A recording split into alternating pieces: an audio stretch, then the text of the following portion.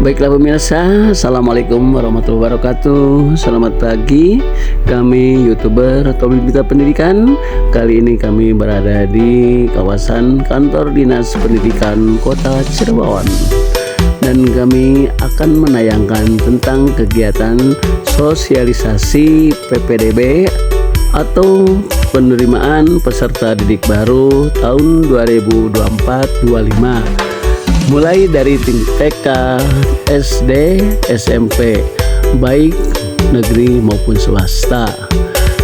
Baiklah pemirsa, untuk lebih lengkapnya mari kita simak tayangan video kami berikut ini. Selamat menyaksikan.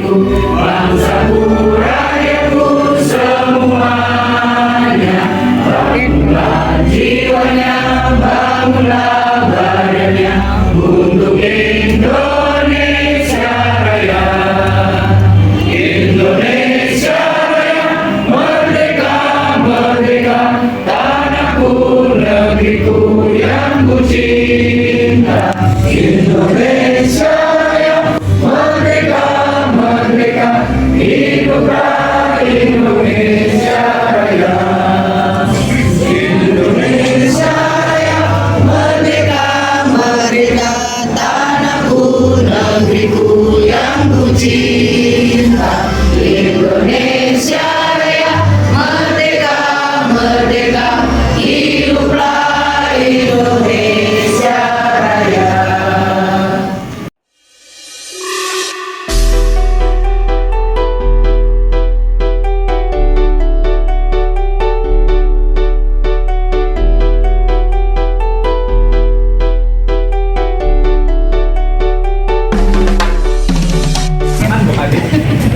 Iya, PPDB ini gimana tahun launching?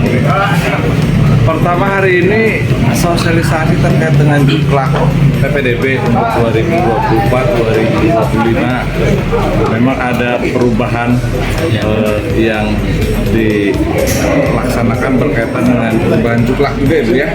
Perubahan dari peraturan menterinya. Sehingga di daerah kita lakukan perubahan. Nanti apa-apa saja yang berubah secara teknis Bu Kadis akan menyampaikan. Tapi secara prinsip bahwa PPDB tahun ini kita harapkan lebih baik dari tahun sebelumnya. Kita mohon apa yang menjadi bagian dari ketentuan teknis di dalam peraturan wali kota itu menjadi pedoman bagi dinas pendidikan maupun juga bagi sekolah. Kalau memang perlu, terutama di teknis ya, karena semuanya melalui daring, terutama yang SMP, tapi yang untuk TK, SD tadi ya informasi bisa luring, offline, luring ya. Tapi untuk SMP semuanya luring. Dan kita harapkan bisa pelaksanaan itu bisa adil, transparan, akuntabel. Semua proses bisa dilaksanakan sesuai dengan tahapan. Zonasi mulai dari prestasi, afirmasi, zonasi sampai perpindahan orang tua dengan persentase yang sudah ditetapkan itu menjadi bagian pedoman, termasuk sampai pada rombel yang ada di sekolah maupun juga jumlah masing-masing rombel kita mohon pedomani dari peraturan menteri tersebut. Nanti karena penetapan jumlah rombel dan jumlah masing-masing rombel itu menjadi bagian dari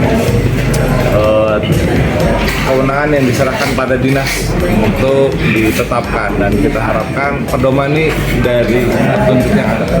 Oke Pak, pengalaman tahun sebelumnya kan biasanya rombel jumlahnya nambah. Ya, makanya dari awal sudah sampaikan pedomani apa yang menjadi bagian dari juplak yang nanti dituangkan dalam keputusan kepala dinas ya Bu ya. Bu, Pak, pemerataan pendidikan gimana untuk sekolah-sekolah yang ada di pinggir biasa fokus ada di.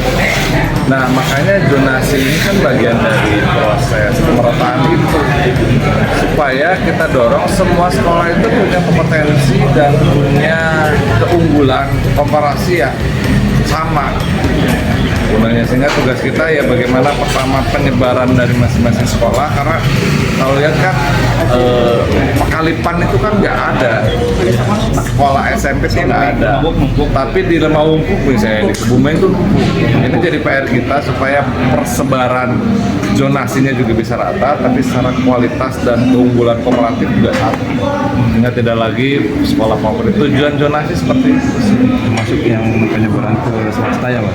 Ya, makanya yang patuhi rombelnya, jumlah rombel dan juga mas apa setiap jumlah kelasnya, karena kalau itu dipatuhi pasti nanti akan. Tapi yang aturan rombel itu berlaku juga di swasta, apa hanya negeri? Nah, nanti dinas pendidikan lah, Ya, teknis ya. Oke. Siap. Selain juga tadi saya minta sosialisasi dari dinas perhubungan terkait dengan juklak, outing dan studi tour. Prinsipnya kita tidak melarang, tapi ada 3 poin. Satu, memang kita harapkan bisa memilih lokus di wilayah kota yang menjadi bagian dari ya dorongan terhadap wisata kalau enggak ke wilayah Jawa Barat, kota dan wilayah Cirebon sekitarnya ya, Ciawi Majakuning. Kedua Jawa Barat. Ketiga ya memang bisa di luar, tapi dengan persyaratan yang tadi sudah disampaikan secara teknis oleh Diswa. Jadi bukan mempersulit sebetulnya, tapi kita ingin meyakinkan bahwa armada termasuk petugas sampai dengan akomodasi ya Bu ya, sampai dengan materi nanti yang ada di dalam tujuan outing class dan studi tour itu sesuai. Kita yakinkan aman, dan itu tugas sebetulnya dari penyelenggara ya, bukan tugas sekolah. Tugas penyelenggara tuh dari travelnya, tapi kita punya harapan bahwa semuanya bisa aman, anak-anak kita tuh. Ya, oke. Kalau bisa sih gimana Pak? Ya itu termasuk sampai teknis, sampai kendaraan, sampai personil. Ya, oke. Iya. Bismillahirrahmanirrahim. Wassalamualaikum warahmatullahi wabarakatuh. Yang saya hormati, saya cintai dan saya banggakan Pak Wali Kota Cirebon, Ketua DPRD, Forum Komunikasi Pimpinan Daerah hadir, Pak Hili, kemudian Kadisdik, Kadini, Bu Ade, dan seluruh pejabat struktural, fungsional di Dinas Pendidikan Kota Cirebon, dan yang saya cintai dan saya banggakan selalu Kepala Sekolah SD, TK, SD, SMP Kota Cirebon. Tepuk tangan dulu apresiasi hari ini. Bapak Ibu hadir tentunya sebagai orang tua kami, karena saya bisa berdiri di sini juga karena Bapak Ibu semua. Bapak Ibu yang saya cintai dan saya banggakan, sekali lagi mohon izin pada Ibu Kadisdik atas perintah langsung Pak Wali Kota, saya hadir di sini untuk sedikit memberikan sosialisasi terkait dengan kegiatan studi tour atau outing class yang tadi juga disampaikan sekilas oleh Pak Wali Kota. Saya tidak banyak bicara, hanya sedikit saja mohon izin Pak Ibu Kadisdik karena waktu juga terus bergulir. Kemarin SMP Negeri 3 yang sudah melakukan kegiatan outing class Pak Wali, kemudian sebentar lagi SMP Negeri 4 kita juga lakukan prosedur, karena terus terang ini agak sedikit kami baca agak rawan, karena setelah kejadian Ciater muncul kejadian di Malang yang mengakibatkan 2 tewas atau meninggal dunia, guru dan pengemudi. Kemudian setelah kejadian Ciater dan Malang masih ada lagi kejadian di Lampung, tapi tidak merenggut korban jiwa atau hanya sekedar luka-luka ringan saja. Kami melihat satu potensi ini juga harus serius dan kita bicarakan. Dan perlu kami garis bawahi, kami tidak ada istilah melarang, karena kami hanya merekomendasikan ya apa yang sudah direkomendasikan oleh Ibu Kadisdik selaku penanggung jawab langsung ya kepada sekolah-sekolah yang ada di Kota Cirebon. Kemudian kami lakukan pengujian kendaraan. Izin Bapak Ibu, kami juga beserta hadir Ibu Catur, Kabin Angkutan kami, dan Pak Cecep, Kepala UPT Pengujian Kendaraan Bermotor. Nanti untuk teknis Pak Ibu Catur yang akan menyampaikan.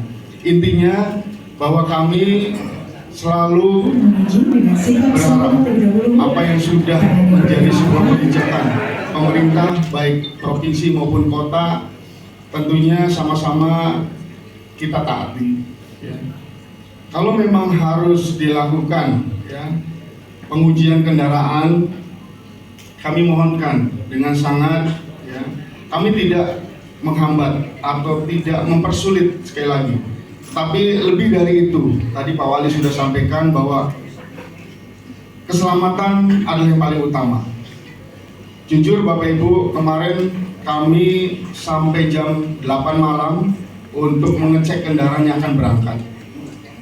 Dari 5 kendaraan yang bisa kami cek adalah 4. 1 kendaraan masih perjalanan dari Semarang.